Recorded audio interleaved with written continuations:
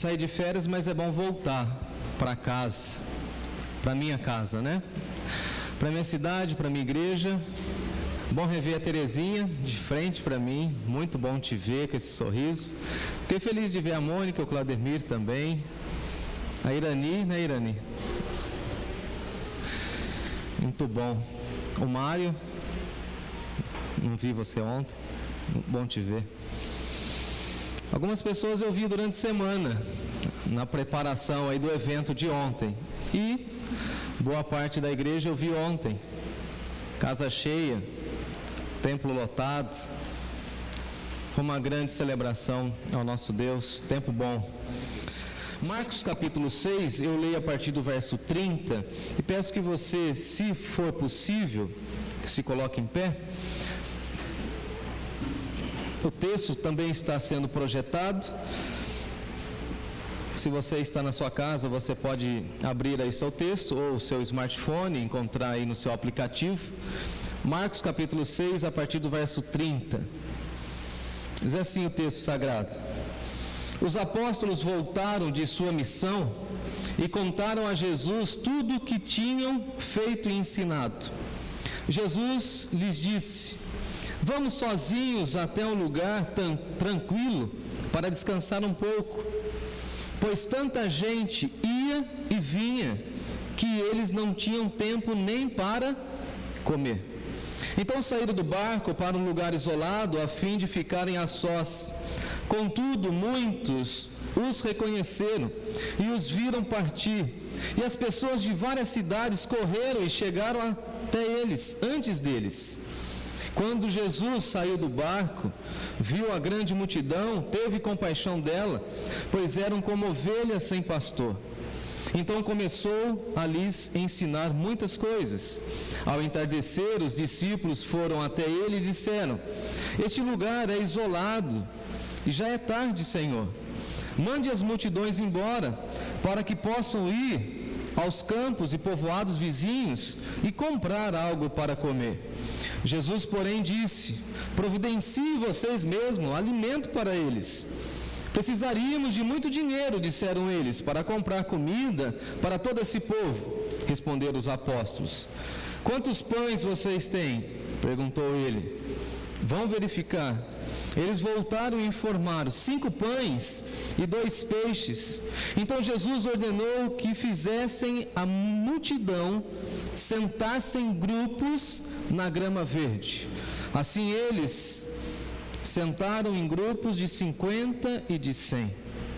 Jesus tomou os 5 pães e os 2 peixes, olhou para o céu e os abençoou. Então, à medida que ia partindo os pães, entregava-los aos discípulos para que os distribuíssem ao povo.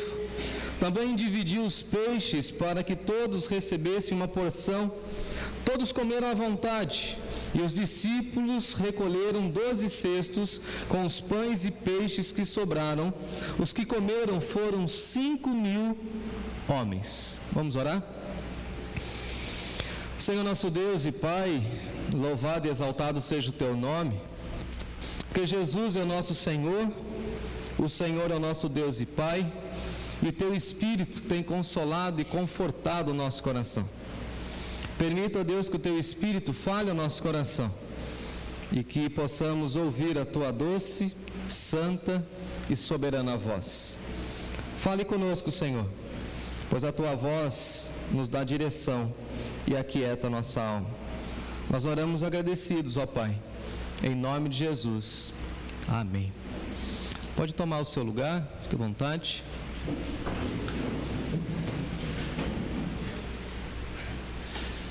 Meu tema hoje é esse: um convite duplo ao descanso e ao serviço.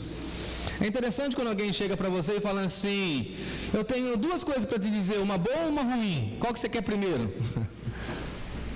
Mas aqui, Jesus fala o seguinte: eu tenho 2 coisas para dizer para vocês, e as 2 coisas são importantes. E alguém poderia falar assim: eu posso pegar só uma das coisas? Não. Eu posso desassociar uma das coisas? Não. É descanso e serviço. É pausa e é trabalho. É tão interessante porque os apóstolos são enviados para aquela grande missão de pregação, de anúncio do Evangelho, e nós temos aqui o retorno deles. E aí o texto começa para nós, aí a partir do versículo 30, dizendo para nós que os apóstolos voltaram. Mas eles voltaram do quê? Da onde? Eles voltaram dessa missão que Jesus havia concedido a eles. Então Jesus os envia, e é interessante que eles voltam prestando relatório. Uma pergunta incômoda: quem gosta de relatório? Quem gosta de planilha? Quem gosta de dar satisfação? Quem gosta de prestação de contas? Timóteo ficou mais de 20 dias fora de casa. Claro, na casa dos meus pais, na casa dos pais da Natália. Mas quando eu fui buscá-lo e trouxe ele para casa, o que você aprendeu? O que você ouviu? Do que você brincou? O que você comeu? Aí ele olhou para mim e falou assim: pai, para que tantas perguntas? Parece um interrogatório. Falou: eu sou seu pai, eu quero saber tudo o que vai na tua vida, meu filho. E digo mais a você, Timóteo, esse é um dos primeiros dos muitos relatórios que você terá que dar na vida. Relatório para o chefe, relatório para a professora. Aí ele falou: eu sei como que tem sido lá na escola, porque eu sou do Grêmio. Cara importante, o cara tem 7 anos, ele é do Grêmio, tem que prestar relatório, tem que fazer ficha de avaliação da escola. Estão formando um novo líder. Isso tem me assustado, no bom sentido. Tem que ter relatório. Cheguei na casa da minha mãe de férias. O que você fez? Como que está a sua saúde? Cadê seus exames? E começou o relatório, ou a cobrança dos relatórios. É tão interessante, que é tão natural para os apóstolos, que eles voltam da viagem missionária e eles voltam prestando relatório, porque eles saíram para pregar o Evangelho e agora eles voltam contando as histórias. Eles saíram para ir às casas, levando a missão de paz, levando a mensagem de que o reino de Deus está chegando. Eles também receberam autoridade para curar as pessoas, para expulsar os demônios, e agora eles têm que prestar relatório. E eles chegam para Jesus contando.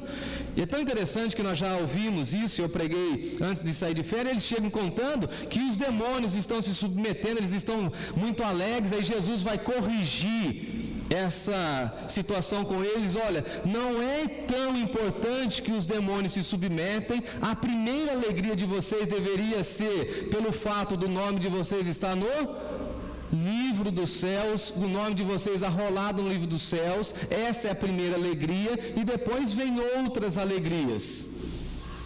E aí Jesus fala o seguinte: o relatório está quase bom, vamos realinhar, vamos verificar. E eles voltam então apresentando o relatório, eles voltam contando tudo. Agora, é tão interessante porque Marcos vai dizer para nós que eles voltaram também contando aquilo que eles fizeram e aquilo que eles ensinaram. Não somente as ações, mas também o ensino, porque isso é importante. Eu nem cheguei, eu já chamei os meus 2 seminaristas. O que vocês ensinaram na igreja? O que vocês pregaram? Cadê os esboços? Manda tudo para mim, eu vou ouvir. Eu quero saber o que vocês ensinaram para o povo. Faz parte da liderança. E as pessoas íntegras não têm problema com relatório, mesmo que não gostem de relatórios. Quem tem a vida transparente, entrega relatório, entrega informações, por exemplo, entrega a declaração de imposto de renda, sem fazer nenhuma maracutaia, entrega. Uma pessoa íntegra, ela presta conta. Se o chefe chamar, ela chega diante do chefe, não é assim, William? E o William recebeu essa semana aí um enquadro do chefe. Ele: ô Gerson, eu acho que é coisa... Falei: vai na paz, rapaz, você vai ser promovido. Falei para você. Foi lá, pensou que a situação da empresa estava assim, não. O cara pediu todo o relatório. O William passou a madrugada lá fazendo as planilhas. Eu falei: vai na fé, meu irmão. Você não é um cara íntegro. Você está escondendo alguma coisa? Não foi, William? Nas férias eu pastoreando o cara, lá na sala da minha casa, na mesa. Aquela mesa lá é boa, né? Não. Aí ele manda mensagem para mim essa semana: ô Jefferson, fui lá, apresentei todos os relatórios. Eu já sei, pode contar. O seu dízimo vai engordar, não vai? Recebi promoção. Porque quem é íntegro não teme nada, presta relatório. Aprenda a contar as coisas boas e ruins, porque os relatórios têm dificuldades também, ou não? Você pensa que eles chegaram só contando que os demônios saíram, que as casas foram acolhedoras? Você acha que eles não tiveram dificuldades nesse tempo? O que vocês acham?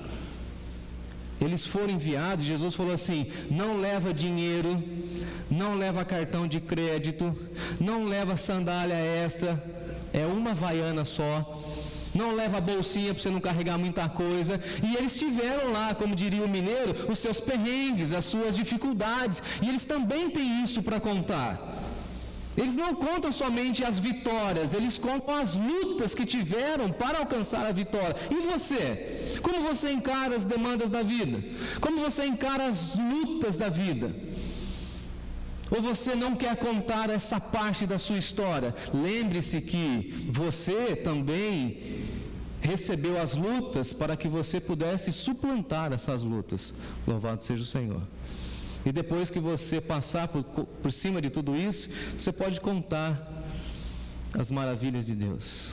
E eles contam tudo, prestam relatório, fizemos isso, fizemos aquilo, pregamos isso, ensinamos aquilo. E aí Jesus olha para eles, e é tão interessante porque Jesus tem esse olhar de ternura e de graça, e Jesus é essa figura divina, encarnada, que consegue olhar dentro dos nossos olhos e ver aquilo que ninguém vê. É claro que tem algumas pessoas que têm uma percepção mais aguçada, por exemplo, mãe, pai, não é assim? Avó, bate o olho e fala assim: estou percebendo que não está legal. E Jesus bate o olho neles e fala o seguinte: olha, vem comigo, fiquem um tempinho comigo. Vocês ficaram com a multidão está aqui nos pressionando, agora vem aqui comigo. Agora é tão interessante porque essa expressão do vinde de Jesus, ela acontece antes do vinde de Jesus para as multidões. Quando Jesus fala o seguinte para as multidões: vinde a mim, vós todos que estáis cansados e sobrecarregados, e eu vos aliviarei. Se no primeiro século tinha gente cansada e sobrecarregada, quanto mais tem nos nossos dias em que nós vivemos, segundo os sociólogos, a sociedade do cansaço. Vinde a mim, disse Jesus, mas antes de falar da multidão, Jesus falou para quem? Para os seus apóstolos. Jesus olha para eles e fala o seguinte: eu vejo que vocês estão cansados, eu vejo que vocês estão sobrecarregados, venham até mim, fiquem um tempo comigo. E esse é o primeiro convite de Jesus, e o primeiro convite de Jesus é um convite de amor, de ternura e de graça. Vocês estão cansados, vocês estão tão agitados.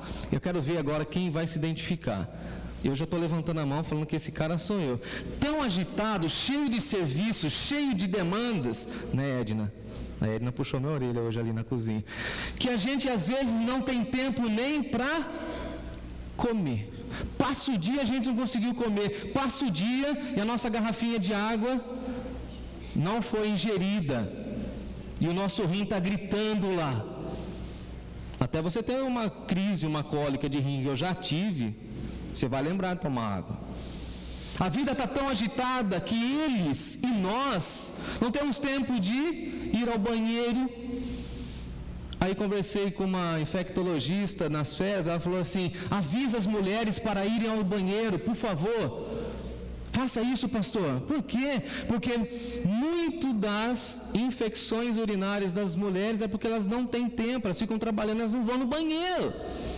E a gente vive nessa correria, a gente não vai no banheiro, a gente não toma água, a gente não come bem, e Jesus viu isso. Vocês estão preocupados com demônios, com ensino, e vocês não têm tempo nem para comer. Então, o meu primeiro convite é o seguinte: convite ao descanso, à pausa. E a nossa sociedade não gosta disso, porque a nossa sociedade gosta de processos acelerados, gente cheia de compromisso, agenda abarrotada. Eu digo mais, a gente nem sabe mais o que é férias. deram para nós esse instrumento que controla a nossa vida e a nossa agenda, que é uma coisa de louco. Sim ou não? Ou só comigo acontece? De um amigo de infância, passou na casa da minha mãe e falou, o dia que o Jefferson, eles não me chamam de Jefferson, de Rodolfo. Inclusive, vai para um parênteses bem rapidinho. Ontem falaram que eu estava metido e que eu não cumprimentei duas irmãs aí. É que é o seguinte, quando eu saio de férias e vou para a casa dos meus pais, na casa dos meus pais eu não sou Jefferson. O meu nome na casa dos meus pais é Rodolfo. E Jefferson Rodolfo. O Jefferson depois eu preciso contar essa história, mas na casa dos meus pais é Rodolfo, e aí é Rô para cá, Rô para lá, e aí eu passei ontem no corredor, ô Jefferson, eu passei batido. Nas próximas semanas minha cabeça vai encaixando aí, eu me adaptarei. E aí um amigo passou lá e falou para minha mãe, falou, quando o Rodolfo estiver aí eu preciso conversar com ele e almoçar com ele. Fui conversar e almoçar com meu amigo, fazia uns 5, 6 anos que eu não o via. Ele me levou num lugar bacana para a gente almoçar, para a gente conversar, pede um suco, água com gás, aquela coisa toda. A gente começa a conversar, o celular na mesa.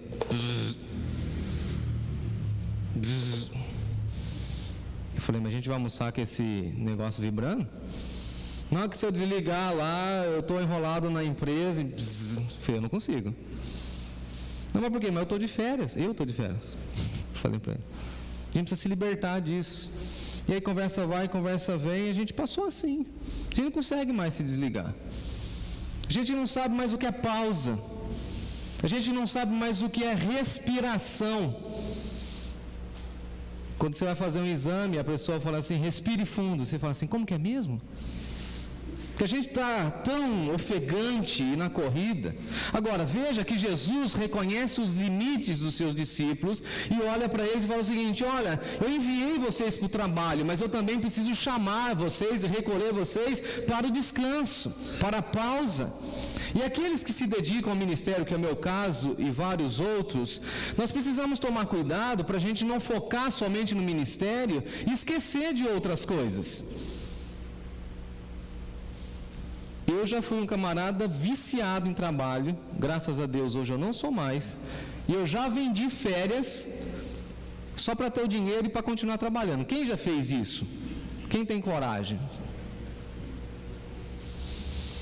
Aí acho que lá pro 19º dia de férias, tô deitadão, assim, esparramado no sofá da mamãe. Agora coisa boa é ficar com a mãe, hein? Aí minha mãe lá coçando o meu pé, fazendo cafuné. Ela falou, o que você vai fazer agora à tarde? Não vou fazer nada. Bom, um filme, qualquer filme. Estoura pipoca, qualquer filme. Dá umas 3 horas, a gente toma café. Mesmo se a gente tiver com vontade, a gente senta na mesa. Eu falei, ai mãe, sabe o que é? Eu tô tão desligado, acho que eu vou dar uma dormidinha depois do almoço. Minha mãe me assustou, meu pai falou, você nunca dormiu depois do almoço? Falou que agora eu sou um homem maduro, me respeita. 20 minutos. Mamãe fazendo cafuné lá em mim, dormi. E não foi 20 minutos. Acordei quase 3 horas. Aí quando eu acordei, Maísa, falei assim para minha mãe, nossa, que estranho isso, eu dormindo. Aí minha mãe olha para mim com aquela sabedoria, né? Falei, meu filho, isso é férias. Isso é descanso. Seu organismo está tão acostumado a dormir só 3, 4 horas por noite, que isso é descanso, isso é repouso. E eu me lembrei de Elias, o profeta, que sai correndo na frente dos cavalos de Baal e todo aquele contexto lá de Acabe, fica cansado, fisicamente, mentalmente, espiritualmente, entra na caverna e fala o seguinte, para mim já deu, só eu sou fiel. Eu quero a morte, entra na deprê. Ele pede a morte a Deus. O que Deus faz e como Deus trata ele? Eu já preguei sobre isso numa quarta-feira. Deus fala para ele, eu preciso restaurar o seu sono. Descansa, meu filho. Aí ele dorme, vem lá o anjo, entrega para ele o quê? Um pedaço de pão, lembra? Assado na hora, uma botija de água, e aí o anjo fala o seguinte para ele: come, bebe, vírgula, e descansa mais um pouco, que a sua jornada será longa. Você tem muito trabalho para fazer ainda, Elias, mas aprenda a descansar, aprenda a pausa. E descansar aqui, literalmente, a expressão grega é o seguinte: dar uma pausa, fazer-se descansar, parada com vistas ao descanso, ficar quieto. E nós sabemos o que é ficar quieto. Ontem eu brinquei com a psicóloga que estava aqui, eu falei assim: se a senhora fosse fazer um diagnóstico e um laudo da minha pessoa, o que a senhora falaria? Ela falou assim: no mínimo você é hiperativo, tem isso, tem aquilo. Eu falei: chega, já entendi. Para um pouco, repousa. O descanso é um tempo de refrigério. O descanso ele é importante. Agora veja comigo aí no texto que Jesus fala o seguinte: vamos sozinhos, sem a multidão, vamos descansar, mas vamos descansar aonde? Num lugar tranquilo. Veja que Jesus propõe o descanso num lugar tranquilo, num lugar de paz, num local sem multidão, na tranquilidade, na paz, porque é nesse momento e nesse tempo que Deus vai trabalhar no nosso coração e na nossa alma. Ouso dizer nessa manhã que trabalhar sem descanso, trabalhar excessivamente é pecado. É um descumprimento do mandamento do Senhor que diz: 6 dias trabalharás e no 7º descansará, assim como fez o Senhor. E nós nos gabamos: não, eu não paro, o meu negócio é atividade. E o convite de Jesus para nós nessa manhã é ao descanso. Permita-se descansar, permita-se dormir bem, permita-se ter tempo de qualidade para poder se alimentar bem. Essa semana eu fui fazer uma compra da igreja e um rapaz me chamou a atenção. Eu fui bem na hora do almoço e eu vi que ele estava com um semblante de sono. Sabe quando você acaba de acordar meio amassado? Ali na Nogueira Padilha, naquela loja de couro, eu fui comprar umas coisas aqui para o Ministério Infantil. Aí perguntei para o rapaz: e aí, você já almoçou? Eu vou almoçar? Era 1 e pouco. Falei: eu acabei de almoçar. Falei para ele: e você? Falei: eu tive o horário do almoço, mas eu não almocei. Falei: por quê? Não, eu estou pagando hora aí por conta disso e daquilo e tal. Sabe o que eu fiz? Eu tenho 1 hora de almoço. Eu pedi para minha esposa fazer lá só um lanche, um pão com alguma coisa lá. E sabe o que eu fiz? Dormi 55 minutos, comi o pão em 3, escovei o dente e voltei para te atender. Eu falei assim: eu não tenho nada a ver com isso, mas já que você contou essa história, por que você parou para descansar, ao invés de parar para se alimentar? Ele falou: estou fazendo um tratamento e o medicamento que eu estou tomando só faz efeito se eu tiver pausa de sono. E como eu só tenho 1 hora, eu preferi descansar do que comer. E aí, na janta, eu chego em casa e viro um leão e como tudo. Entendi. Deus usando aquele camarada para me ensinar, falando o seguinte: nós precisamos entender que o descanso é coisa séria. Tem um tempo para você, e nós vivemos em um tempo de tanta poluição sonora, de tantos barulhos, de tantas vozes, e nós precisamos entender que nós precisamos ficar quietos na presença de Deus, para que Jesus pastoreie o nosso coração, para que Jesus invada o nosso coração com o Espírito Santo e reorganize as nossas agendas, as nossas prioridades. Talvez eu penso que nós precisaríamos ouvir mais a voz do salmista quando ele diz assim: aquietai-vos e sabei que mas eu tenho tantas preocupações, eu tenho tantas ansiedades, eu tenho tantas demandas. E a Bíblia está falando assim: fica quieto, separa um tempo para a quietude. Parece que nós não gostamos mais do silêncio. E como é gostoso o silêncio, porque quando você está em paz com Deus, o silêncio não te incomoda. O silêncio, ele é renovador. Às vezes eu falo para todo mundo lá em casa, vamos ficar um tempo de silêncio? E quem tem criança não é tão fácil, né? Ficar um tempo de paz, só para os neurônios se acomodarem, sem aquelas motos barulhentas. Eu estou com implicância com aquelas bicicletinhas, com aqueles escapamentinhos, hein? Aqui no bairro tem 530, não sei onde que vende, viu, Mário?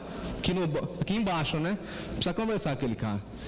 Os meninos vão trabalhar, tem 500, 600 reais, coloca aquela porcaria daquele motorzinho, 2 HP, acho que nem tem isso aí. Mas vocês não têm noção aqui durante a semana, eles vão para a escola com aquilo lá, passam uns 15, cara, aquele negócio. Estou lá na minha sala preparando um sermão, estudando sobre descanso. Eles param aqui na frente, aí uma não pega e eu quero paz. Acho que eu vou subir lá na caixa d'água para ficar em paz. Agora Jesus faz o seguinte com eles: está muito corrido, está muito agitado, a multidão está aí, as demandas estão aí, a gente precisa entender isso. Vamos viajar comigo de barco? O trajeto é pequeno, a multidão já está do outro lado nos esperando, já tem muito trabalho do outro lado, mas o que Jesus está falando é o seguinte: esse tempinho de vocês comigo será renovador para vocês. E aí o crente precisa entender que o nosso descanso não é o descanso igual do mundo. Por exemplo, o descanso do mundo é o seguinte: dorme, deita, para. E qual que é o descanso do crente? Louvor a Deus. Como que a gente descansa se não servindo a Deus? Por isso que é um convite ao descanso e ao serviço. O nosso descanso não é deixar de trabalhar, mas o descanso é estar na presença do Senhor Jesus. O nosso descanso é estar na presença do Mestre, onde Ele vai falando conosco, onde Ele vai tratando o nosso coração. O nosso descanso é culto, é serviço. E os cristãos descansam quando eles separam tempo para cultuar ao Senhor. Por isso que nós chamamos o dia do Senhor o dia do nosso descanso. Descansamos das coisas da vida e descansamos o nosso coração na presença do Senhor e falamos: Senhor, eu tenho todas essas demandas para essa semana e eu descanso o meu coração na Tua presença e peço que o Senhor pastoreie tudo isso que eu vou enfrentar no poder do Teu nome. O descanso físico vem com sono, com a folga, com uma boa alimentação, com uma boa cama, e como chegaram vários nordestinos, e a Rejane vai me corrigir, também com uma boa rede, não é? Você vai descansar na rede. Descanso físico. E o descanso para a alma? Um tempo a sós com Jesus. Vinde aqui, discípulos, fiquem um tempinho comigo. Vai ser um tempo pequeno, é só uma travessia do lago de Genezaré, do outro lado tem a multidão, mas fica um pouquinho comigo. Eu vou tratar vocês.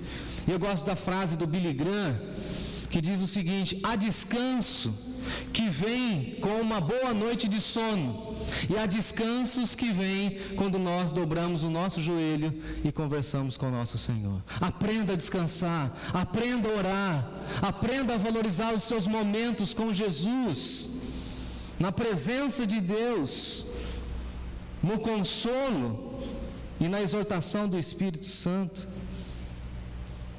Vinde aqui descansar um pouquinho. E aí Jesus desce do barco, verso 34, a multidão já estava lá. Jesus, mais uma vez, como nosso bom pastor, dá uma grande lição. Jesus teve o que da multidão? Compaixão. Qual que é o olhar de Jesus para aquela multidão? Que elas são ovelhas sem pastor, sem direção, sem alimentação, sem cuidado. Assim deveríamos olhar para a nossa sociedade. Como está Sorocaba? Sorocaba é uma cidade que parece que as ovelhas não têm pastor, é assim. Como está o nosso Brasil? Como está o nosso estado? As chacinas voltaram em nosso estado também. E a gente falava que era no Rio de Janeiro. algo isolado? Não, está aqui no Guarujá, está aqui na cidade de São Paulo, está aqui meio que velado dentro de Sorocaba. E nós precisamos olhar para essa multidão e falar assim: eles são ovelhas que não têm pastor, precisamos pastorear esse povo. E por isso que o convite de Jesus é duplo, é um convite ao descanso, mas é um convite ao trabalho também. Eles descem dos barcos e de cara já enfrentam a multidão fica ali, eles estão ensinando, Jesus está ensinando, os apóstolos estão ensinando. É tão interessante que os apóstolos voltaram de uma grande missão, e nessa grande missão eles fizeram tantas coisas maravilhosas, mas eles chegam para Jesus assim, no pé de canto assim, e falam o seguinte: olha, 36, mande as multidões embora, Jesus. Fala o seguinte, Jesus, concluindo o meu sermão, e aí o Senhor já vai meio que empurrando a turma, para a turma ir para as suas casas, e eles passam nos povoados, e aí eles compram alguma coisa, vai que eles passam ali nas padarias e compram alguns pães, e eles vão para casa em paz, pelo menos eles se alimentam lá. O que os discípulos estão, o que os apóstolos estão falando aqui para Jesus? Hoje, como nós aprendemos no descanso, nós não queremos mais trabalhar. É tão interessante, porque aí Jesus olha para eles, no verso 37, e fala assim, eu gosto da versão antiga, né? Dá-lhes vós o que? Comer. Providencie vocês. Vocês não expulsaram demônios? Vocês não ensinaram a palavra? Agora vocês fazem a questão aí logística da coisa. Lembrando que Marcos e Lucas e Mateus vão dizer para nós que 5.000 homens... Se tinha 5.000 homens, tinha 5.000 mulheres, e aquela população não tinha um filho só, como a maioria da nossa cultura tem, vamos colocar mais uns 2, tinha ali no mínimo 20.000 pessoas, é minha conta. E aí eles falam o seguinte: mas não temos como dar comida para todo esse povo. E aí Jesus vira para eles e fala o seguinte: quantos pães vocês têm aí? Vão verificar. Tem 5 pães e 2 peixinhos. Agora, 5 pães e 2 peixinhos, dá para alimentar 20.000 pessoas? É claro que não. Mas agora, 5 pães e 2 peixinhos nas mãos de Jesus. Com muito respeito, meu irmão, minha irmã, o que você tem na mão? Eu gosto do Evangelho de João, porque o Evangelho de João diz que foi um garotinho que entregou. E quando diz que é garotinho, a minha cabeça, já pensando lá na frente, eu fico imaginando assim: a mãe do garotinho fez a lancheira, e eu acho que ele era um garotinho como eu na minha infância, como o Bruno. O Bruno agora também já está meio, fartinho. E aí tinha 5 pãezinhos e 2 peixinhos. Era o lanche do menino, era a alimentação do menino. Agora, aquele pouquinho do menino nas mãos de Jesus se tornou algo extraordinário para alimentar uma multidão. O seu pequeno trabalho, meu irmão, minha irmã, no reino de Deus pode ser algo exponencial no avanço da igreja. Por isso, o meu convite para você nessa manhã é: descanse, e enquanto você está descansando, venha para o trabalho, dedique-se ao trabalho, aprenda isso, sirva ao Senhor com integridade. Você vai falar assim: pastor, mas é só um pouquinho que eu posso fazer. Mas o seu pouquinho nas mãos de Deus pode ser multiplicado para a honra e glória do nome dele. É só 5 pães e 2 peixinhos. Diz o texto que os apóstolos precisaram pegar aí cestos, e aqui nós já temos também uma aula de ecologia e cuidado com o meio ambiente. E também outra lição, porque nós entendemos que no reino de Deus não podemos desperdiçar nada. Sobrou, não sobrou? Não, uma outra pergunta: no reino de Deus falta alguma coisa? Tem na conta? Dá na conta? Sobra? E quando sobra? Quando a provisão é maior do que a gente esperava, o que a gente faz? A gente desperdiça os recursos? Ou a gente recolhe os recursos? A gente administra os recursos? Veja quantas lições nós poderíamos tirar desse texto. Agora Jesus está falando o seguinte para eles: venham aqui descansar, venham renovar as forças, mas depois vocês trabalham. E aí alguém vai falar assim: e quando eu cansar? Aí você vai renovar as forças de novo. Aí Isaías vai falar o seguinte para nós, que até os jovens e os moços se cansam e se fatigam, mas aqueles que esperam no Senhor têm as suas forças renovadas, sobem como as águias, correm e não se cansam, caminham e não se fatigam, porque o Senhor é quem renova. E a minha oração nessa manhã é que Jesus renove o seu coração, traga descanso à sua mente, e que Jesus também te incomode e te leve juntamente comigo ao serviço, ao trabalho. E aí nós poderemos cantar sempre: no serviço do meu Rei eu sou feliz.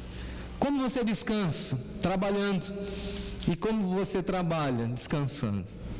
O mundo não vai entender nunca isso, mas nós que somos de Jesus entenderemos perfeitamente.